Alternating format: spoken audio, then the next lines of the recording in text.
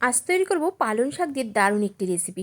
তো তার জন্য আমি প্রথমেই তাজা তাজা পালং শাক নিয়েছি। পালং শাকগুলো কেটে পরিষ্কার করে জল দিয়ে ধুয়ে নিয়েছি। আর একটা কড়াইয়ের মধ্যে পালং শাকটা আমি সিদ্ধ করে নিয়েছি প্রথমে। তারপর একটা মিক্সিং জারের মধ্যে সিদ্ধ করা শাক আর 1 ইঞ্চি মতো আদা দিয়ে একটা স্মুথ পেস্ট তৈরি করে নিয়েছি। তার মধ্যে দিয়ে দিচ্ছি কিছুটা পরিমাণে বেসন। আমার মতন বেসন দিয়ে ঠিক ঘনত্বটা এরকমভাবে একটা ব্যাটার তৈরি করে নিতে হবে।